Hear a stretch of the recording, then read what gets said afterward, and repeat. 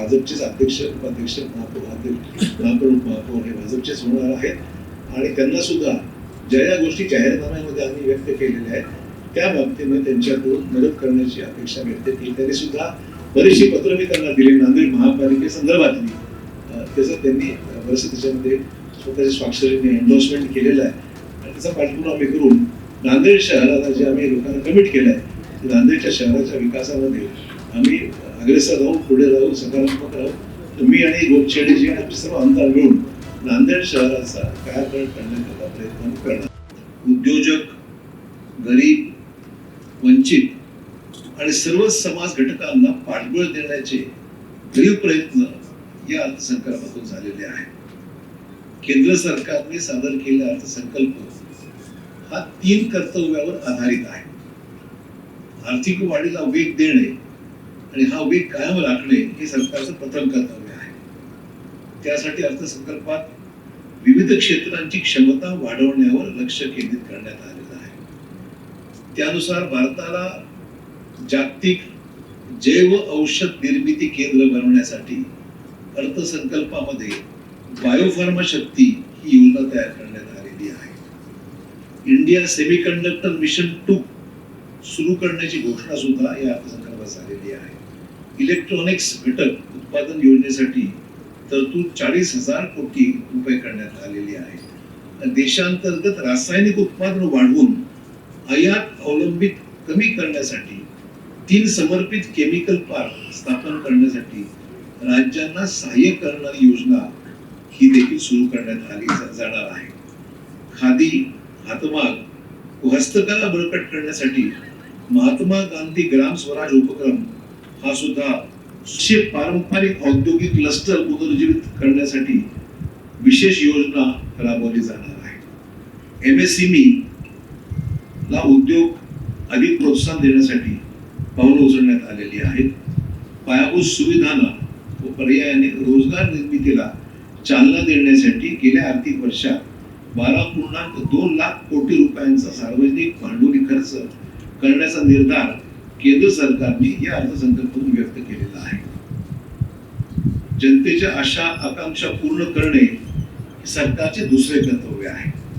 त्यासाठी उद्योजकता, शिक्षण, क्रीडा, पर्यटन आणि सेवा उद्योग या क्षेत्रामध्ये प्राधान्याने काम केले जाणार आहे. भारताला जागतिक मेडिकल हब करण्याचा निर्धार पंतप्रधान माननीय नरेंद्र मोदी यांनी केलेला आहे. त्यासाठी पुढील 5 वर्षामध्ये 1 लाख संलग्न आरोग्य व्यावसायिक तयार करणे, 1.5 लाख केअर गिव्हर प्रशिक्षित करणे, देशात 5 प्रादेशिक वैद्यकीय हबची निर्मिती करणे, 3 नवीन अखिल भारतीय आयुर्वेद संस्थांची निर्माण करणार, त्याचप्रमाणे सार्वजनिक आरोग्य सेवेला अधिक बळकट करण्यासाठी जिल्हा रुग्णालयांच्या ट्रॉमा केअर क्षमतेमध्ये 50% वाढ केली जाईल. देशातील 15,000 शाळा आणि 500 महाविद्यालयापर्यंत आपल्याकडे animation, visual effects, gaming and comics उभारून ही जी ABGC लॅब ज्याला म्हणू आपण त्याला उभारून वेगाने वाढणाऱ्या जगातील या क्षेत्रासाठी आपल्याला पुढच्या पिढीला सज्ज करण्याची केंद्र सरकारचा प्रयत्न आहे. शिक्षण सुविधांमध्ये वाढ करण्यासाठी 5 युनिव्हर्सिटी टाउनशिप आणि उच्च शिक्षण घेणाऱ्या मुलींसाठी प्रत्येक जिल्ह्यात वसतिगृह उभारण्याचा प्रस्ताव या अर्थसंकल्पातून मांडण्यात आला आहे. खेलो इंडिया मिशन अंतर्गत प्रतिभा विकास, प्रशिक्षण, क्रीडा विज्ञान स्पर्धा, पायाभूत सुविधांना चालना दिली जाणार आहे. त्याच पद्धतीने पर्यटन विकासासाठी अनेक निर्णय राबवण्याचा मनोदय माननीय केंद्रीय मंत्री सीतारामन यांनी आपल्या अर्थसंकल्पीय भाषणातून जाहीर केलेला आहे. सबका साथ सबका विकास हे सरकारचे तिसरे कर्तव्य आहे. त्या अंतर्गत सर्वसमावेशक विकासासाठी देशातील सर्व क्षेत्रे आणि समाज घटकांकरता अनेक निर्णय घेण्यात आलेले आहेत. शेतकऱ्यांना अधिक सक्षम करणे आणि शेती पद्धतीमध्ये सुधारणा करून अधिक चांगल्या व शाश्वत उपजीविकेला चालना देण्याच्या उद्देशाने विस्तार या AI तंत्रज्ञानावर आधारित कृषी माहिती व सल्ला सेवासाठी समर्पित परस्पर सुसंगत सार्वजनिक नेटवर्कचा वापर वाढला जाणार आहे.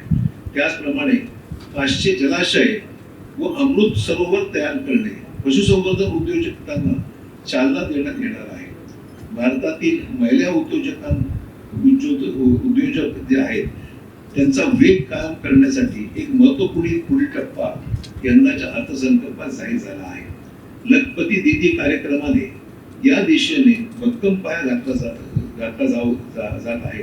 आता महिला उद्योजकांना पाठबळ देण्यासाठी केंद्र सरकारने शी मार्ट्स अर्थात सेल्फ हेल्प एंटरप्रेनर्स मार्ट्स हा उपक्रम सुरू करण्याची घोषणा केली आहे. त्यानुसार महिलांच्या सामूहिक मालकीच्या किरकोळ विक्री केंद्र उभारली जाणार आहे. ईशान्य भारतातील बौद्ध तीर्थस्थळांचा विकासासाठी बौद्ध सर्किट विकास योजना सुरू करण्याचा निर्णय केंद्र सरकारने घेतलेला आहे. केंद्र सरकारने या 3 कर्तव्यांच्या माध्यमातून आपली पुढील आर्थिक वाटचाल ठळकपणे अधोरेखित केलेली आहे. त्याचप्रमाणे या अर्थसंकल्पाची इतर काही वैशिष्ट्य म्हणजे सीमा शुल्क व इतर अप्रत्यक्ष कर तसेच थेट कर क्षेत्रात महत्वपूर्ण सुधारणा करून रिफॉर्म एक्सप्रेसला अधिक गती देण्यात आलेली आहे. नागरिकांसाठी जीवन सुलभता ईज ऑफ लिव्हिंग आणि उद्योगांसाठी व्यवसाय सुलभता ईज ऑफ डुईंग बिझनेस वाढवण्याचा ठोस प्रयत्न करण्यात आला आहे. कर्करोग रुग्णांसाठी 17 औषधावरील मूलभूत सीमा शुल्क माफ झालेले आहे. जागतिक व्यवसाय व गुंतवणूक आर्थिक वर्षात करण्याच्या हेतूने भारतातून जागतिक स्तरावर क्लाउड सेवा देणाऱ्या विदेशी डेटा सेंटर सेवा कंपन्यांना 2047 पर्यंत कर सवलत देण्यात आली. अतिशय महत्वाचा निर्णय आहे असं माझं मत आहे की क्लाउड सर्व्हिसेस आणि डेटा सेंटर उभारायचं असेल तर त्याला प्रोत्साहन देण्याचा निर्णय. या नात्याने त्यांना विरोधात बोलणं हा त्यांच्या कामाचा भागच आहे. पण हे सत्य नाहीये. फक्त लोकसभा असो किंवा राज्यसभा असो कामाची पद्धती ठरलेली आहे. सभापतीची किंवा अध्यक्षांची परवानगी घ्यावी लागते आणि परवानगी घेऊनच त्या ठिकाणी विषय त्या ठिकाणी मांडता येत. असं अचानक उठून काही मांडायला गेलं तर त्याला परवानगी मिळत नाही.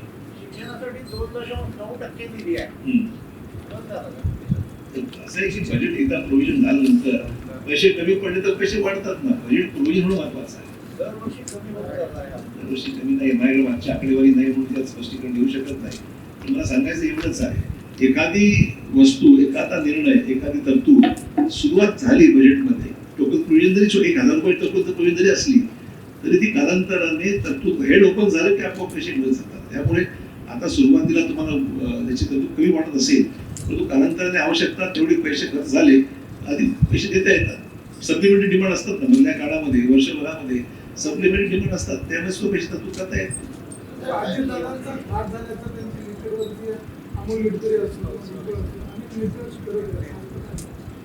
माझं मत असं आहे की याच्यामध्ये इन्व्हेस्टिगेशन सुरू झालंच आहे. कुठल्याही निष्कर्षाला येण्याच्या अगोदर त्याला काहीतरी आधार पाहिजे. आपण एखाद्या गोष्टीला आपण घात म्हणतो किंवा अपघात म्हणतो, जे काही म्हणतो आपण, तर त्याला काहीतरी पुरावे लागतात ना. आता याला DGCA कोणी मागणी न करता सुद्धा सुमोटो या घटनेची चौकशी सुरू केली. DGCA ची क्रेडिबिलिटी आहे, एक विश्वासार्हता त्याची आहे आणि देशामध्ये होणारे ऍक्सिडेंट्स असो काय असो विमानाच्या बाबतीमध्ये तर DGCA त्याची एक अथॉरिटी आहे. ती चौकशी सुरू केलेलीच आहे. त्याच्यामुळे ते स्पष्ट होईल, त्यावरच निकष त्यावेळेस ठरेल की नेमकं यात काय घडलेलं आहे. संजय राऊत म्हणाले आतापर्यंत अनेक अपघात झाले, त्याची चौकशी काय निष्पन्न झालेलं नाही. असं आहे की ज्या परिस्थितीमध्ये अपघात झालेला आहे ती परिस्थिती पाहता काही निश्चित त्याला कन्क्लुजन यायला अवधी लागणारच आहे. तर इतक्या लवकर आपण काहीतरी स्टेटमेंट करणं हे चुकीचं आहे. हा विषय गंभीर आहे. याला राजकारणाचं स्वरूप न देता किंवा त्याला राजकीय त्याच्यामध्ये कुठले आरोप प्रत्यारोप न करता जे काही वास्तव आहे तर त्यावरच या विषयावर बोललं पाहिजे. उगाच अशा स्टेटमेंट्स, पॉलिटिकल स्टेटमेंट्स मी समजू शकतो, पण अशा गोष्टीवर काही पॉलिटिकल स्टेटमेंट उचित नाही समजत. नांदेडचं महापौरांचं नाव किंवा उपमहापौरांचं नाव प्रदेशमध्ये जी आमची कोर कमिटी आहे मुख्यमंत्र्यांच्या अध्यक्षतेखाली ते निश्चित करेल.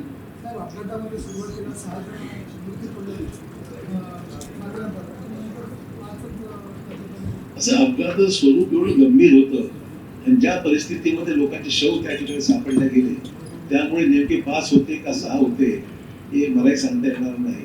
परंतु जे शव सापडलेले आहे त्याची अवस्थाच एवढी वाईट होती की त्यामुळे त्याच्यामध्ये जी काही परिस्थिती असेल ते पॅसेंजरची यादी असते, त्याच्यामध्ये किती पॅसेंजर विमानात होते, काय होते, सगळी माहिती असतेच. तेव्हा मला नेमकी माहिती पुढील 5 वर्षात 20 नवीन राष्ट्रीय जलमार्ग विकसित करून किफायतशीर कमी भांडवली गुंतवणुकीच्या व पर्यावरणपूरक जल वाहतुकीवर लक्ष देण्यात आलेले आहे. केंद्र सरकारने या अर्थसंकल्पात दळणवळण विस्तारावर भर दिलेला आहे.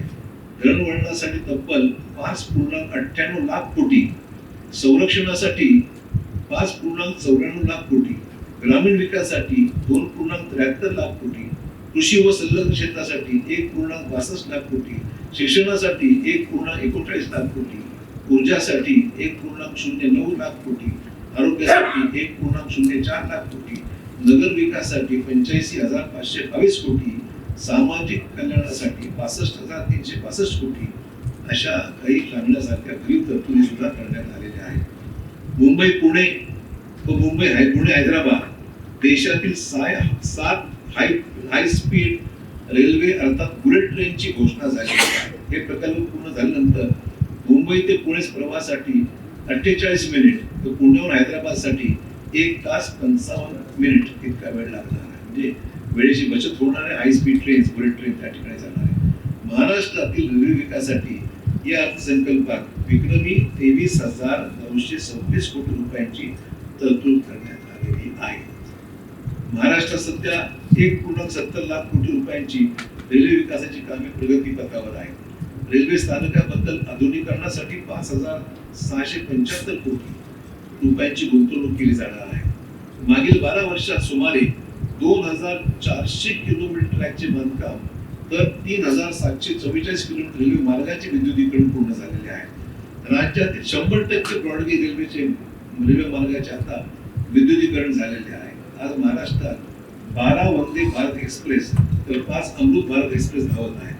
यंदाच्या अर्थसंकल्पातून महाराष्ट्राला भरीव आर्थिक तरतूद मिळालेली आहे.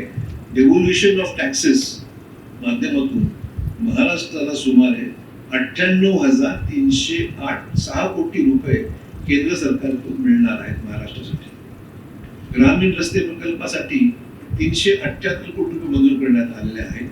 ग्रीन बिझनेस नेटवर्कसाठी 167 कोटी तर इकॉनॉमिक क्लस्टरसाठी 283 कोटी रुपये देण्यात आलेले आहेत. त्याचप्रमाणे उपसा जलसंचन योजनेच्या सौर ऊर्जीकरणासाठी 207 कोटी, ॲग्री बिझनेस अँड रुरल ट्रान्सफॉर्मेशनसाठी 646 कोटी, कौशल्य आणि ज्ञान विकास कार्यक्रमासाठी 393 कोटी तर जिल्ह्यातील संस्थात्मक रचना आणि क्षमता वृद्धीसाठी 240 कोटी रुपये देण्यात आलेले आहेत. उच्च मूल्य पिकांना पंतप्रधान यांच्या माध्यमातून प्रोत्साहन देण्याचा केंद्र सरकारच्या निर्णयामुळे कोकणातील काजू, नारळ या पिकांच्या शेतकऱ्यांना मोठा लाभ होणार आहे. पंतप्रधान नरेंद्रजी मोदी यांच्या संकल्पनेतून विकसित भारताचे स्वप्न साकार करण्याच्या दिशेने ठोस पावले उचलणारा अर्थसंकल्प आहे. हा अर्थसंकल्प परिणाम केंद्रित म्हणजे आपण रिझल्ट ओरिएंटेड आणि सबका साथ सबका विकास ही जी केंद्र सरकारची नीती अधोरेखित करणारा अर्थसंकल्प राहणार आहे. जागतिक अर्थव्यवस्था अस्थिर असताना देखील भारताच्या अर्थव्यवस्थेत सातत्य, स्थिरता आणि गतिमानता कायम ठेवण्याची केंद्र सरकारने ठोस प्रयत्न या अर्थसंकल्पातून प्रयत्न केलेला आहे. माननीय अर्थमंत्र्यांनी या अर्थसंकल्पात कुठलीही द्विधावस्था न ठेवता प्रत्यक्ष कृतीवर त्यांनी जोर दिलेला आहे. लोकप्रिय घोषणा करण्याऐवजी स्पष्ट आर्थिक निर्णय व सुधारणांना प्राधान्य दिलेले आहे. या अर्थसंकल्पात रोजगार निर्मिती, कृषी उत्पादकता आणि क्रयण शक्ती वाढवण्यासाठी सुधारणा राबवण्यात आल्या आहेत. रोजगार निर्मिती, उत्पादकता वाढवणे आणि विकासाला गती देण्यासाठी केंद्र सरकारने व्यापक आर्थिक सुधारणा केलेल्या आहेत. या अर्थसंकल्पाचं मी स्वागत करतो आणि माननीय पंतप्रधान नरेंद्रजी मोदी यांच्या मार्गदर्शनाखाली माननीय केंद्रीय अर्थमंत्री निर्मला सीतारामन यांनी मांडलेला हा अर्थसंकल्प आपण आपल्या लोकप्रिय मीडिया संस्थेच्या माध्यमातून लोकांपर्यंत पोहोचवलाच असेल तर त्यातले महत्वाचे ठळक मुद्दे जे आहेत हे आपल्या माध्यमातून लोकांपर्यंत पोहोचावेत त्याच्यासाठी अपेक्षा आहे. त्यामुळे हा थोडक्यात मी या ठिकाणी विषय आपल्यासमोर मांडलेला आहे. या अनुषंगिक काही विषय असतील आपल्याला विचारण्यासारखे. मागील 2 दिवसापासून काँग्रेसचे नेते राहुल गांधी आरोप करतात की मला लोकसभेत बोलू दिले जात नाही. अमेरिका हे दोन्ही देशांनी व्यापार कराराच्या निर्णयापर्यंत पोहोचलेले आहे. म्हणजे FTA करण्याच्या मुद्द्यापर्यंत आपण पोहोचलेलो आहोत. हे खरं आहे. मात्र अजूनही व्यापाराचा करार प्रत्यक्ष झालेला नाही. FTA झालेला आहे, त्या निर्णयापर्यंत आपण आलेलो आहोत, पण प्रत्यक्ष करार अद्यापही झालेला नाही आहे. त्यामुळे जोपर्यंत त्या अग्रीमेंट म्हणजे अग्रीमेंट होत नाही, तो मसुदा पुढे येत नाही, तोपर्यंत अशा प्रकारच्या वावड्या उठवणं किंवा गैरसमज पसरवणं चुकीचं आहे. मला वाटतं की देशाभरामध्ये देशाचे जेवढे करार इतर देशांचे झाले, ब्राझील असेल, साऊथ आफ्रिका असेल, अमेरिका असेल, जे झालेले आहे त्या ठिकाणी सगळ्यात बेस्ट डील हे आपल्या देशाला ज्या ज्या राज्यात देशात मिळालेलं आहे ते पाहून देशाचं हित लक्षात ठेवूनच हे सर्व निश्चित होईल याची आम्हाला खात्री आहे. तेच आश्वासन पंतप्रधानांनी दिलेलं आहे, आपल्या देशाच्या एक्सटर्नल अफेअर्स मिनिस्ट्रीने पण दिलेलं आहे, संबंधित कृषी मंत्र्यांनी पण दिलेलं आहे की देशावर नुकसान होईल असा कुठलाही FTA आम्ही करणार नाही. त्यामुळे अजूनही तो करार किंवा प्रत्यक्ष करार संदर्भात अटी शर्ती आता समोर आलेल्या नाहीत. ज्यावेळेस आल्यानंतर बोलू या विषयात काय असेल. 3.25% डेअरी पूर्वी आता 18% झालं. काय म्हणताय? पहिलं 3.25% डेअरी देत होतो आपण अमेरिकेला काही वस्तू निर्यात करायच्या. असं आहे, तुमच्या कॉपी आहे का FTA ची? अग्रीमेंट झालं आहे का? सर हे मी नाही म्हणत आहे, डोनाल्ड ट्रम्प नाही काय तरी काय डोनाल्ड ट्रम्प काही बोलू द्या ना. आपला प्रश्न आहे की आपली अग्रीमेंट काय झाली त्यांच्याशी. हा मसुदा जोपर्यंत हातात येत नाही, आपण अग्रीमेंट करून पोहोचलेलो आहोत, प्रत्यक्ष करार झालेला नाहीये. त्या दिवशी अग्रीमेंट होईल त्याची टर्म्स कंडिशन समोर येतीलच, बोलू आपण या विषयात काय. इथेच नाही सभागृहात चर्चा होईल, इथे नाही सभागृहात चर्चा होईल त्याच्यावर. सर अर्थसंकल्पामध्ये मराठवाड्याला नेमकं काय मिळालं? काल पेपरला सगळं झालंय, रेल्वेला किती मिळाले, कोणाला किती सगळं तुम्हाला सांगितलं ना. महाराष्ट्रामध्ये टॅक्सेसच्या बाबतीमध्ये जर आपण विचार जर केला, डेव्होल्युशन ऑफ टॅक्सेस ज्याला म्हणजे जो उत्पन्न आपल्याला मिळतं केंद्राच्या हिश्श्यामधून आपल्याला जो पैसा मिळालेला आहे तो पैसा चांगल्यापैकी मिळालेला आहे. आणि महाराष्ट्राला याच्यामधून डेव्होल्युशन ऑफ टॅक्सेसच्या माध्यमातून सुमारे 98,306 कोटी रुपये केंद्र सरकारला मिळणार आहे. त्यांना पत्र पाठवलं होतं आपण, मुख्यमंत्री परवा आले होते नांदेडला, तेव्हाच मी त्यांच्याशी बोललो होतो. म्हटलं आता चांगलं महायज्ञ आहे, बरं होईल. अद्याप अधिवेशन चालू आहे लोकसभेचं, विधान राज्यसभेचं, त्या पंतप्रधानांची उपलब्धता मी आज काही सांगू शकतो. आपण मुख्यमंत्र्यांनी आपण भेटला नांदेड शहर विकासासंदर्भात. मुख्यमंत्र्यांना मी भेटलो आणि नांदेडची महापालिका आल्यानंतर एकंदर राजकीय परिस्थितीची पूर्ण माहिती त्यांना आम्ही दिली. नांदेडच्या जागा आल्यानंतर त्यांनी आमचं अभिनंदन केलं. आणि ही पहिली वेळ आहे की नांदेडचा महापौर उपमहापौर भाजपचे बहुमताने आल्यामुळे भाजपचेच अध्यक्ष उपाध्यक्ष महापौर उपमहापौर हे भाजपचेच होणार आहेत. आणि त्यांना सुद्धा ज्या ज्या गोष्टी जाहीरनाम्यामध्ये आम्ही व्यक्त केलेल्या आहेत त्या बाबतीमध्ये त्यांच्याकडून मदत करण्याची अपेक्षा व्यक्त केली. त्यांनी सुद्धा बरीचशी पत्र मी त्यांना दिली नांदेड महापालिकेसंदर्भातली. त्याचं त्यांनी बरेचसे त्याच्यामध्ये स्वतःच्या स्वाक्षरीने एन्डोर्समेंट केलेलं आहे. आणि त्याचा पाठपुरावा आम्ही करून नांदेड शहराला जे आम्ही लोकांना कमिट केलं आहे नांदेडच्या शहराच्या विकासामध्ये आम्ही अग्रेसर राहू, पुढे राहू, सकारात्मक राहू. तर मी आणि गोपछेडीजी आणि आमचे सर्व आमदार मिळून नांदेड शहराचा कायापालट करण्याचा प्रयत्न करणार. प्रशासक काळामध्ये अनेक ठिकाणी महानगरपालिकेचे असतील, जिल्हा परिषदेच्या असतील या जागेवरती कब्जे झाले, त्यांनी मोठ्या इमारती बांधल्या. त्याच्यावर त्याचं काय उपाय? अशी मला स्पेसिफिक माहिती जर सांगितली तर माहिती घेता येईल मला, पण माझा मुद्दा मर्यादित आहे.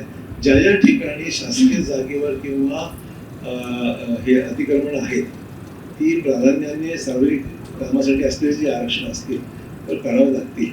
घरं जी अतिक्रमण 50-50 वर्षाची आहे ती मात्र रेग्युलराईज करावं अशी शासनाची 3-4 वर्षात ती करावं लागतील.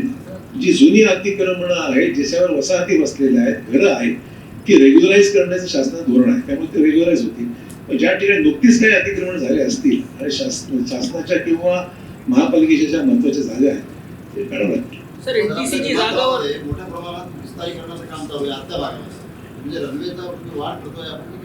रनवेचं सुधारणा आपण करतो. रनवेची जी काही ब्लॅक टॉपिंग होती किंवा जो वरचा सरफेस आहे तो अधिक चांगला व्हावा आणि काही तक्रार किंवा त्यातून काही घटना घडू नये ही दक्षता घेण्यात आलेली आहे. मुख्यमंत्र्यांकडे आता विभाग MIDC आपलं सध्याचं विमानतळ जे आहे ते Maharashtra airport development corporation MADC या संस्थेकडे आहे. ही संस्थेचे अध्यक्ष मुख्यमंत्री स्वतः आहेत आणि त्यामुळे आपली जी मागणी होती की रनवेचा ब्लॅक टॉप जरा नीट करून घ्यावा, रनवे सुधारणा करण्यात यावी, इमारतीला सुधारणा करण्यात यावी, हे ज्या काही उणीवा आता त्रुटी असतील त्या दूर करण्यात याव्या, त्याचा एक भाग आहे तो आणि त्यामुळे ती काम सुरू दिसत आहे, ते चालू आहे. सर NTC की जगह पर 50 साल से लोग हैं वहाँ पर, तो रेगुलरिटीज के अंदर वो जमीन का है क्या कुछ मुद्दा सर? देखिए ना, वो फैसला तो टेक्सटाइल डिपार्टमेंट में लेना है.